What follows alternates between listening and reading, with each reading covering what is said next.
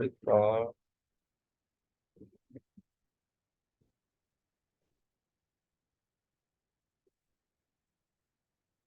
Okay, मैं एक यहाँ पे public void get start get move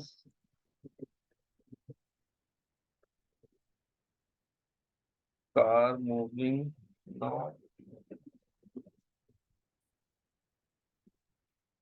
public void get stop short car. ये 3 मेथड्स हमने बनाया, ठीक है। और कुछ हमने यहाँ पे क्या किया है, ये जो है इसको हम लोग बोलते हैं क्लास वेरिएबल्स बोले, ऑब्जेक्ट वेरिएबल्स बोले। अभी इसको हम लोग बोलते हैं attribute, class attribute.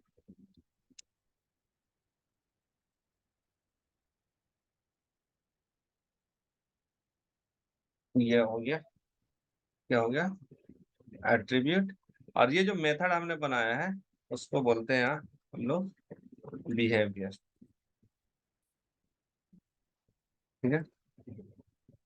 Okay, now अभी मैं यहाँ पे जो स्ट्रिंग मॉडल नंबर है, मैं डिफॉल्ट इसमें एक वैल्यू डाल देता हूँ 1001345 AF98। Okay, numbers of door कितने हैं, मैंने 4 रखा है। नंबर्स ऑफ सीट 4 है। कलर जो है रेड, ठीक है। ये अभी हमने मॉडल तैयार किया है, ठीक है। ये हम मॉडल तैयार किया है, ठीक है। अब इसकी रियल एग्जिस्टेंस जब हम इसको इम्प्लीमेंट करते हैं तब ये होता है। तो रियल इम्प्लीमेंट कहाँ करेंगे, ठीक है। तो इसको किस तरीके से हम रियल इम्प्लीमेंट करते हैं, वो कार की इम्प्लीमेंटेशंस, कार क्लास इम्प्लीमेंटेशंस, ठीक है। तो ये जब हम इसको इम्प्लीमेंट करेंगे, तो इम्प्लीमेंट करने का मतलब ये है कि एग्जीक्यूट करूंगा। एग्जीक्यूट करने के लिए मुझे फिर से क्या हो गया, मेन चाहिए। अब मैं इस कार क्लास, मेरे पास एक किस तरह का क्लास है, कार क्लास है। ये इसको हम लोग बोलते हैं यूजर क्लास, या फिर it is not defined class, मतलब ये कस्टम क्लास है। कस्टम क्लास हमने बनाया है, ठीक है। अब इसको कॉल करने के लिए मैं यहाँ पे क्लास का रिफरेंस क्रिएट करता हूँ, जैसे हमने यहाँ पे सी बनाया, तो ये कहलाएगा C is the reference of class, ठीक है। उसी तरीके से हम मल्टीपल ये रेफरेंस बना सकते हैं। C1 is also C1 is also the reference of the class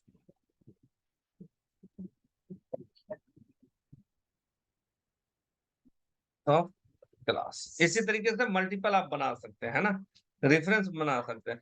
लेकिन अभी अगर मैं चाहूं कि इसकी जो मॉडल नंबर है वो देखना, तो मैं किस तरीके से करता हूं, मॉडल इसको एक्सेस करने के लिए क्लास के एट्रीब्यूट और मेथड को एक्सेस करने के लिए, to access the class method and variables और एट्रीब्यूट, हमें क्या यूज करना पड़ता है, क्लास का रिफरेंस, क्लास रिफरेंस नेम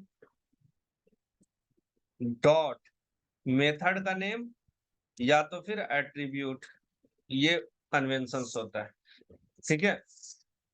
तो हम यहाँ पे रिफरेंस क्रिएट कर दिए हैं, ठीक है।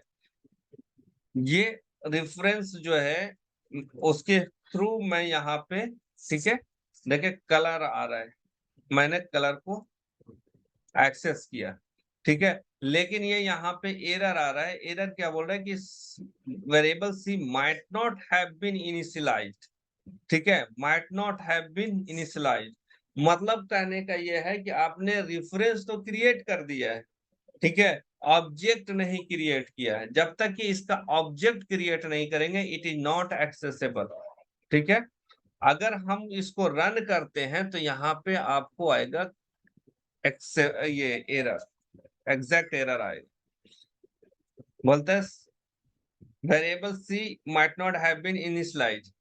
ठीक है, लेकिन अगर इसको जावा के कंपाइलर पे जाकर के रन करेंगे तो वहां पे आएगा कि this is not initialized, C is object और class reference which is not initialized. जब तक इसको इनिशियलाइज्ड नहीं करेंगे, ये सिर्फ रेफरेंस क्रिएट किया है। इनिशियलाइज करने के लिए क्या होता है,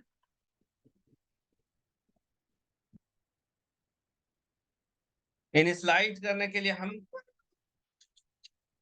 न्यू कीवर्ड यूज करते हैं। ठीक है, और ऑब्जेक्ट क्रिएट करने के लिए to create object of the class reference of the class, हमें क्या करना पड़ता है, न्यू क्रिएट कर न्यू कीवर्ड यूज करना पड़ता है। तो हम यहाँ पे कर रहे हैं सी इक्वल्स टू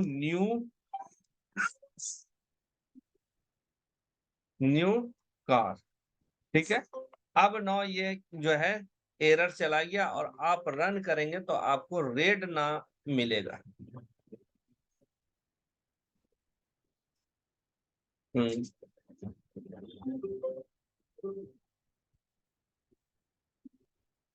ठीक है, रेड हो गया।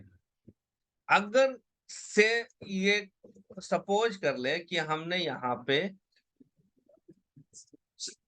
इसको रेड नहीं किया, कलर को मैं रेड नहीं करता हूं, तो क्या मुझे मिलेगा, क्या वैल्यू मिलेगा?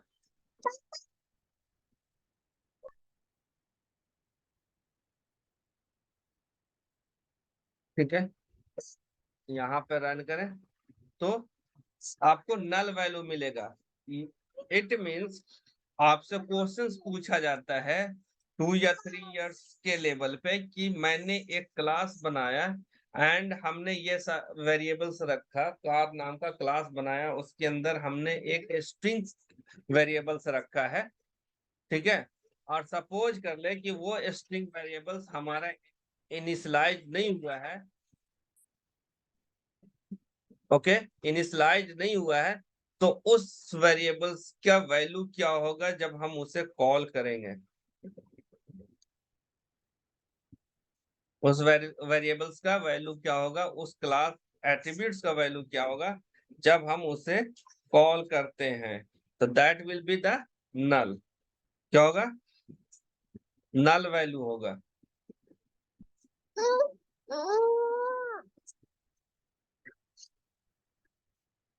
ओके, अगर वैल्यू हमने यहाँ पे रखा है तो वैल्यू दिखाएगा, लेकिन अगर इन केस हमने कोई वेरिएबल्स यहाँ वेरिएबल्स को असाइन नहीं किया है तो स्ट्रिंग वैल्यू बाय डिफॉल्ट जब हम इसका ऑब्जेक्ट बनाते हैं तो स्ट्रिंग एट्रीब्यूट क्या करेगा, नल को होल्ड करेगा, और इंटीजर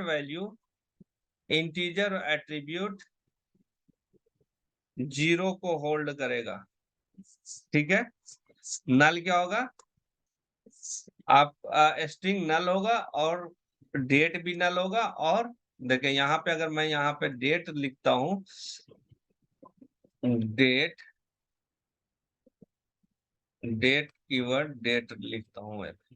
ठीक है, और मैं अगर डेट को यहाँ पे एक्सेस करता हूं तो देखिए यहाँ पे क्या होता है, सी डॉट डी टी। ठीक है,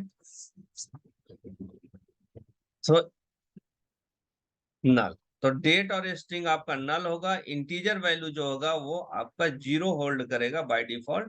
ठीक है, इस पे आप लोग थोड़ा सा इसको याद रखिएगा, क्योंकि ये पूछते हैं बेसिक लेवल पे आप जाएंगे 1 या 2 इयर्स पे तो ये बेसिक क्वेश्चंस आपसे पूछा जाएगा कि अगर हमने कोई क्लास बनाया है और उसमें वेरिएबल्स हमारा इंटीजर है, स्ट्रिंग है, डेट है, तो जब हम ऑब्जेक्ट क्रिएट करेंगे तो उसका डिफॉल्ट वैल्यू क्या असाइन होगा।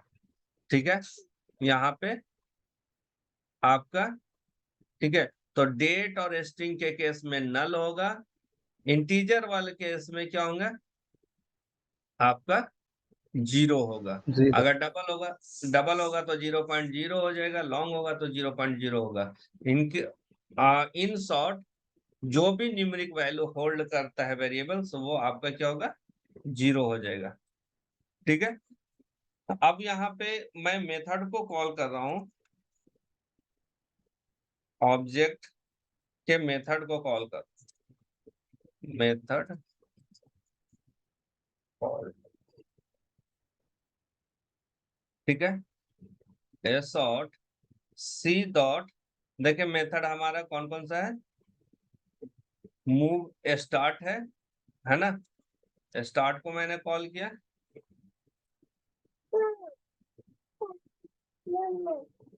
Get start return Boolean,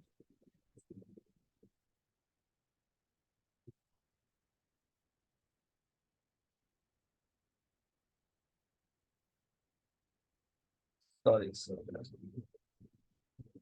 direct हम यहाँ पे सी डॉट सिस्टम और डॉट इसलिए नहीं करेंगे क्योंकि वो उसमें हमने रिटर्न नहीं किया है। सी डॉट, उसके बाद गेट स्टार्ट, उसके बाद क्या है, उसके बाद हमने मूव दिया है, मूव कर लेंगे उसको, and c dot stop, get stop. ठीक है, ये इस तरीके से हम लोग मेथड कॉल करते हैं। ठीक है।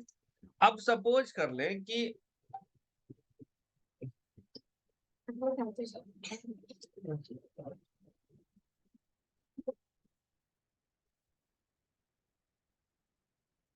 अब सब ये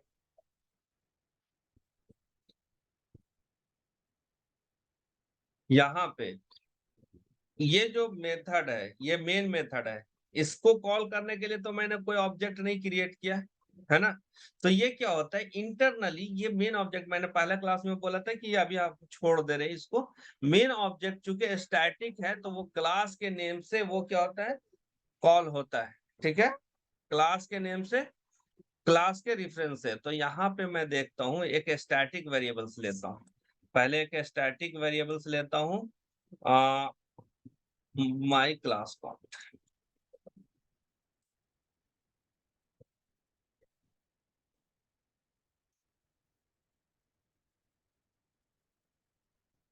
वन वैल्यू दे दिया। ठीक है, और यहाँ पे एक पब्लिक स्टैटिक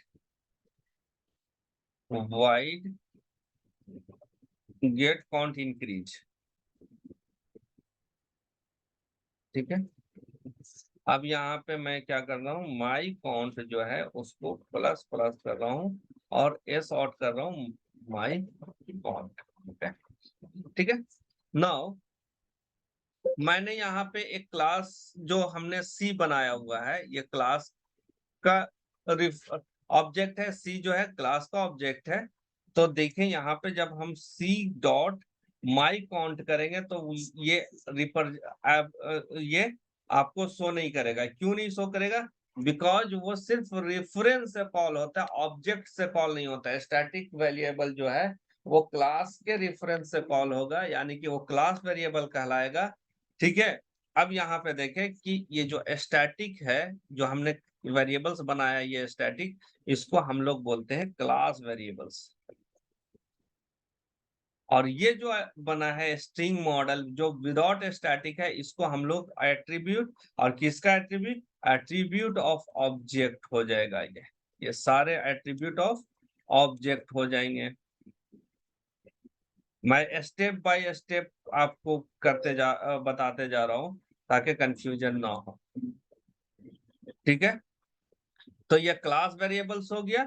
अब देखें यहाँ पे हमने C1 का सिर्फ रेफरेंस बनाया है, इसका ऑब्जेक्ट अभी हमने क्रिएट नहीं किया है नीचे। ठीक है, हम यहाँ पे चाहते हैं कि एस और C1 डॉट, यहाँ पे क्या आएगा हमारा, क्या था, नंबर ऑफ काउंट्स था ना, माई काउंट, क्या माई क्लास काउंट है, C1 डॉट माई, सेव नहीं हुई क्या,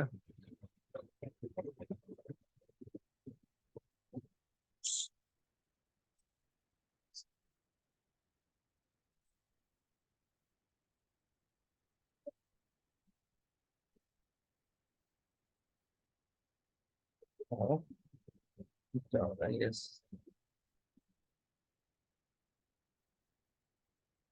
C1 डॉट, पहले मैं मेथड यूज करता हूँ, नहीं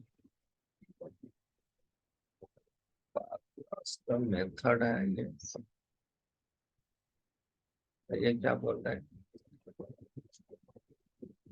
एरर एरर एरर कहाँ पे है, my car font,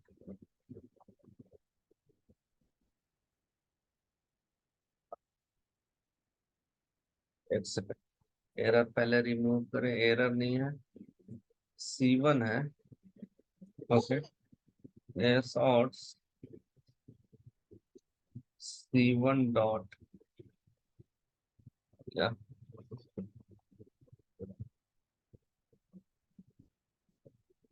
C1 dot my,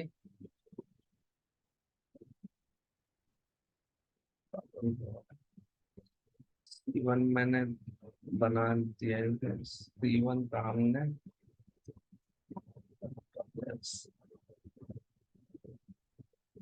my goodness, ये क्लास वेरिएबल्स है ना, तो ये डायरेक्टली अभी कार डॉट, ये माई काउंट होगा, ठीक है, ये क्लास के नेम से होगा, ना कि रेफरेंस के नेम से, सॉरी आई वाज कंफ्यूज, ठीक है, तो ये क्लास के नाम से आ रहा है, ठीक है। अब मैं यहाँ पे इसको, इसके मेथड को डायरेक्टली देखिए, यहाँ पे ऑब्जेक्ट हमें क्रिएट नहीं करना पड़ा, राइट, ऑब्जेक्ट हमें क्रिएट नहीं करना पड़ रहा है क्लास का, हम क्लास के डायरेक्ट रेफर कर रहे हैं। अब मैं उसको बताता हूं आपको, कार डॉट मेथड हमारा था गेट काउंट इंक्रीज, इसको कॉल करेंगे हम गेट काउंट कॉल को, सॉरी इसको शॉर्ट में नहीं करेंगे, ये चूंकि रिटर्न नहीं कर रहा है तो इसलिए शॉर्ट में नहीं करेंगे, तो ये यहाँ पे हमें 2 दिखाएगा, इंक्रीज कर दिया, ठीक है, तो ये 2 शो हो गया। तो मैं यहाँ पे ये जो वेरिएबल्स हमने स्टैटिक बनाया है, ये क्लास बाय, ये क्लास वेरिएबल्स है, तो directly we can access directly by class name, ठीक है, क्या होगा, क्लास के थ्रू, क्लास के नेम के थ्रू, ये कैसे होगा access, class name dot attribute name, ठीक है जी। सेम उसी तरीके से ये जो स्टैटिक मेथड है, वो इसकी एक्सेसिबल कैसे होगी, class name directly, no need to create any object, okay, class name dot method का नेम, जो भी मेथड नेम है वो आप यहाँ पे डायरेक्टली एक्सेस कर लेंगे। लेकिन जो नॉन वेरिएबल्स है, नॉन क्लास वेरिएबल्स है, जैसे स्ट्रिंग मॉडल नंबर, इसके लिए आपको क्या करना पड़ेगा, ऑब्जेक्ट क्रिएट करना पड़ेगा, जैसे हमने सी को किया है, C1 को किया है, ठीक है। अब यहाँ पे इसको एक्सप्लेन करते हैं, क्योंकि ये मेन है, स्टैटिक है, स्टैटिक वेरिएबल ये लगा हुआ है इस मेथड के अंदर, तो ये ऑटोमेटिकली कॉल होता है विद दिस रेफरेंस, क्लास के इस रेफरेंस का। तो जेवीएम जब हम मेन को यहाँ से रन कराते हैं, तो जेवीएम ऑटोमेटिकली रेफर कर देता है उसके सुपर क्लास को, या उसके क्लास जिसमें ये रैप्ड किया गया है। इसीलिए यहाँ पे जब हम रन करते हैं तो इस क्लास को रेफरेंस नहीं देना पड़ता है फोर्सली। डिफॉल्ट क्या होता है, डिफॉल्ट जेवीएम जो है इस मेन के साथ इस क्लास को रेफर कर देता है, इसीलिए यहाँ पे हमें नहीं देना पड़ता है और डायरेक्ट मेन से एग्जीक्यूट हो जाता है। ओके, क्लियर है ये? जी सुनो। एक सेकंड, एक सेकंड।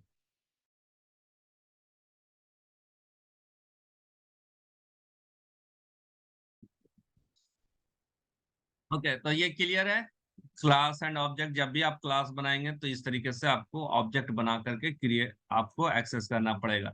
और अगर आपने स्टैटिक वेरिएबल्स रखा है तो डायरेक्टली क्लास के नाम से आपको एक्सेस होगा। तो ये हमने क्या, यहाँ पे लिख देता हूँ, accessible the class variable, okay now okay next जो है क्लास एंड ऑब्जेक्ट क्लियर है। ओके कंस्ट्रक्टर कंस्ट्रक्टर किसको बोलते हैं? जब हम यहाँ पे एक रेफरेंस क्रिएट किया, सी का रेफरेंस क्रिएट किया, कार का रेफरेंस क्रिएट किया सी, और कार का C1 हमने दूसरा रेफरेंस किया, ठीक है? तो ये वेरिएबल्स नॉर्मल वेरिएबल्स कहलाएगा, लेकिन it has no data, initialise नहीं हुआ है। लेकिन जब हम ये न्यू कार करते हैं तो ये क्या होता है, हर क्लास का अपना एक कंस्ट्रक्टर होता है, ठीक है? आप हर क्लास, जब कोई भी क्लास बनाएंगे तो आपका क्या होगा, एक कंस्ट्रक्टर होगा। लेकिन हमने यहाँ पे कंस्ट्रक्टर नाम का कोई चीज नहीं दिया है। अब कंस्ट्रक्टर होता है क्या है?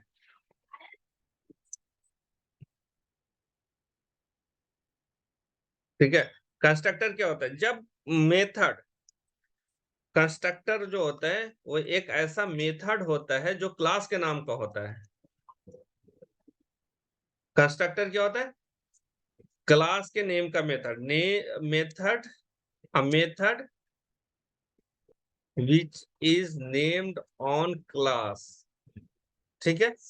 दूसरा कि वो जब भी होगा वो मतलब कि पब्लिक होगा, आप प्राइवेट भी रख सकते हैं। It has no return type, it has no return type, okay? इसका पैरामीटर्स भी हो सकता है, कैन हैव पैरामीटर्स, ठीक है? तो जब हम यहाँ पे एक पब्लिक बनाते हैं और यहाँ पे कार लिखते हैं, ठीक है, ये सिग्नेचर दे देते हैं मेथड, तो ये क्या हो गया, ये कहलाएगा हमारा कंस्ट्रक्टर।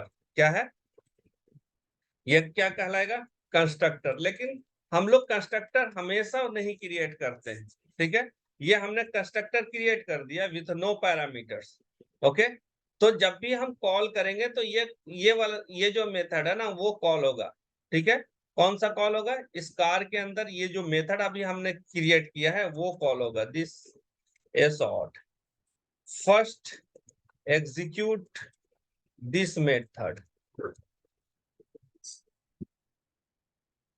मैंने कुछ नहीं किया, सिर्फ कार के अंदर एक असॉर्ट कर दिया। जब आप एग्जीक्यूट कराएंगे तो सबसे पहले क्या होगा, जैसे ही न्यू कार आपका बनेगा तो सबसे पहले कौन मेथड कॉल होगा? आपका कंस्ट्रक्टर कॉल होगा और दिखाएगा क्या? फर्स्ट एग्जीक्यूट दिस मेथड, सबसे पहले, ठीक है? उसके बाद यहाँ पे वेरिएबल्स बना और उसके बाद 1 बाय 1 कॉल हुआ, ठीक है?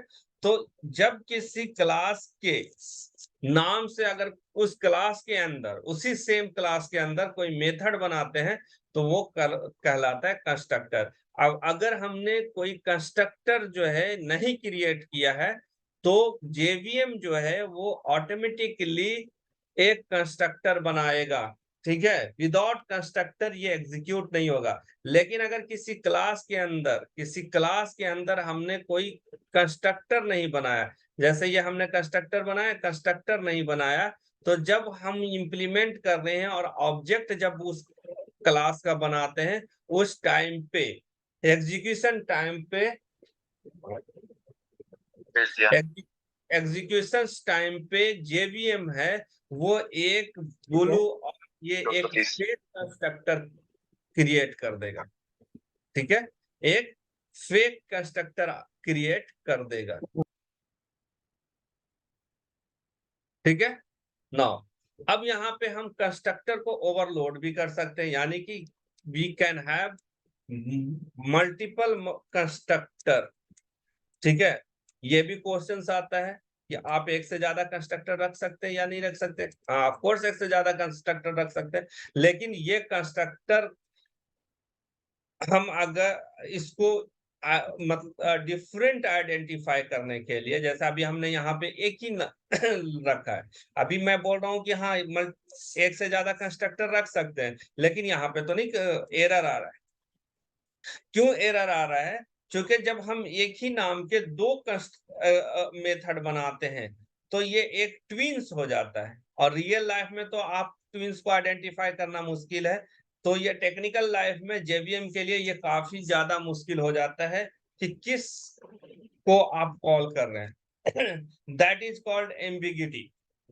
ठीक है, कॉल टाइम एम्बिग्यूटी। ये कंफ्यूज हो जाता है आपका जेबीएम कि आप किस कंस्ट्रक्टर की बात कर रहे हैं। अगर मैं ये कंपाइल हो जाता हमारा प्रोग्राम तो इसके पास दो मेथड होता, कार नाम का दो मेथड होता, दो कंस्ट्रक्टर होता, और फिर वो डिसीजन नहीं पे ले पाता कि किस कंस्ट्रक्टर को आप कॉल कर रहे हैं।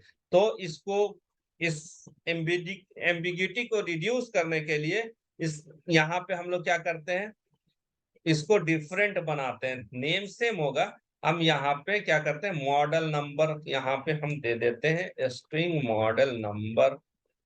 और मैं पास करूंगा कंस्ट्रक्टर से, जब मैं इसका ऑब्जेक्ट बनाऊंगा और मॉडल नंबर जब पास करूंगा, तो मैं चाहता हूं कि जो मेरा इस ऑब्जेक्ट का मॉडल नंबर होगा, जो ऑब्जेक्ट का मॉडल नंबर होगा, वो इस मॉडल नंबर से हमारा क्या हो जाए, रिप्लेस्ड हो जाए। तो मैं यहाँ पे लिखूंगा दिस कीवर्ड यूज करूंगा, मॉडल नंबर, एंड इसको मैं करूंगा मॉडल नंबर।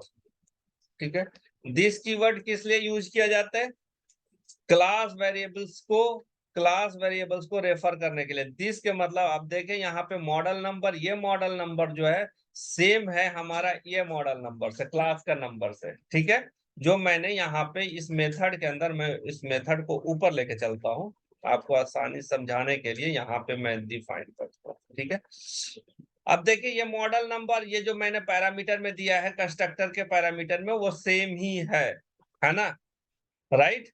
तो मुझे इस क्लास के वेरिएबल्स को मॉडिफाई करना है इस लोकल वेरिएबल से, ये कहलाएगा लोकल वेरिएबल। ये पैरामीटर मेथड के अंदर जो दिए हैं उसको हम लोग बोलते हैं local variables of the method. और ये जो है मॉडल नंबर, ये आपका क्या है, एट्रीब्यूट ऑफ द ऑब्जेक्ट है। मैं क्या बोल रहा हूँ कि ये जब मॉडल नंबर में, जब ऑब्जेक्ट बनाने के वक्त में, जब मैं ये नया मॉडल नंबर दूंगा, तो इस मॉडल नंबर पे जो भी वैल्यू होगा वो उसको रिप्लेस कर देगा। तो अगर मैं यहाँ पे सिर्फ ये आइडेंटिफाई करूं, सिर्फ मॉडल नंबर दूं, तो ये चूंकि लोकल वेरिएबल्स की प्रेसिडेंस हाई होती है, तो ये क्या होगा, यही मॉडल नंबर को आइडेंटिफाई करेगा। तो मुझे इस मॉडल नंबर को आइडेंटिफाई करना है, क्लास वेरिएबल को आइडेंटिफाई करना है, इसलिए हमने दिस दिया है। तो this represent the object variable into the class. ठीक है, दिस क्या रिप्रेजेंट करता है, जो वेरिएबल्स हमने ऑब्जेक्ट के लिए यूज किया है उसको रिप्रेजेंट करता है। ठीक है, क्योंकि क्लास वेरिएबल्स हमारा क्या है, स्टैटिक है। हम क्लास वेरिएबल्स को नॉन क्लास वेरिएबल्स में एक्सेस नहीं कर सकते। यहाँ पे हम this dot my class count use नहीं कर सकते, डॉट माई क्लास यूज नहीं कर, क्यों, क्योंकि ये सिर्फ और सिर्फ एक्सेसिबल है बाय द क्लास नेम। ठीक है, क्लास के नेम से ही एक्सेसिबल होगा। ठीक है जी, अब यहाँ पे हमने क्या कर दिया, मॉडल नंबर। अब इसको देखें यूज कैसे करेंगे। अब यहाँ पे हम एक कार का डी बनाते हैं और न्यू कार लेते हैं। ठीक है, न्यू कार, और इसमें हमने मॉडल नंबर पास कर दिया 12345 UIFG00। ठीक है, ये मॉडल। अब S dot D dot model number आप करेंगे तो यहाँ पे अलग मॉडल नंबर आएगा, सी का मॉडल नंबर अलग आएगा। ठीक है, सी वाले का मॉडल नंबर देखें, मॉडल में नल वैल्यू है, और यहाँ पे इसका क्या है, डिफरेंट जो हमने रिप्लेस कर दिया। तो this is called the constructor. Multiple constructor हम डिफाइंड कर सकते हैं, लेकिन जेवीएम को बताने के लिए कि ये अलग कंस्ट्रक्टर है या अलग कंस्ट्रक्टर है। ठीक है, बेसिकली क्वेश्चन ये भी पूछता है कि why the constructor is important. ठीक है, तो कंस्ट्रक्टर और what is the role of constructor. तो रोल क्या है कंस्ट्रक्टर का, कि जब भी हम कोई भी क्लास के कंस्ट्रक्टर बनाते हैं, तो उसके अंदर जितने भी एट्रीब्यूट्स होते हैं वो अपने डिफॉल्ट वैल्यूज को असाइन कर देता है। क्या कर देता है, डिफॉल्ट वैल्यू को असाइन कर देता है। आप चाहे तो उसको कोई और वैल्यू दे सकते हैं, बट वो क्या होता है, अगर आपने यूजर डिफाइंड कंस्ट्रक्टर कॉल कर नहीं किया है, तो वो क्या होगा, जब डिफॉल्ट कॉल होगा तो उसमें जो जितने भी एट्रीब्यूट्स आपने यूज किया है उस क्लास के अंदर, उसमें क्या होगा, डिफॉल्ट वैल्यू जो है वो असाइन कर देगा। जैसे हमने यहाँ पे डिफॉल्ट वैल्यू 4 दिया है, राइट। अगर हमने डिफॉल्ट वैल्यू 4 नहीं दिया होता, जैसे यहाँ पे हमने कलर और डीटी को आपको दिखाया है ना, ये कलर और डीटी हमने दिखाया है, तो क्या होता है इसमें नल वैल्यू होता है। तो कंस्ट्रक्टर का काम ये होता है कि ऑब्जेक्ट जब बनता है तो जेवीएम जो होता है डिफॉल्ट कंस्ट्रक्टर के अंदर जो वेरिएबल्स होते हैं उसको डिफॉल्ट वैल्यू से असाइन कर देता है, सो दैट किसी भी तरह के डिस्क्रिपेंसीज ना हो। ठीक है, तो ये था आपके क्लासेस एंड ऑब्जेक्ट। नो,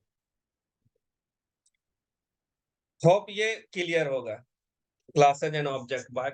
बाकी ये जो है इसका मैं पीडीएफ बना करके आपको भेज दूंगा, आप रेफर कर सकते बाद में। ठीक है, नो ये मैं इसको कमिट कर देता हूँ।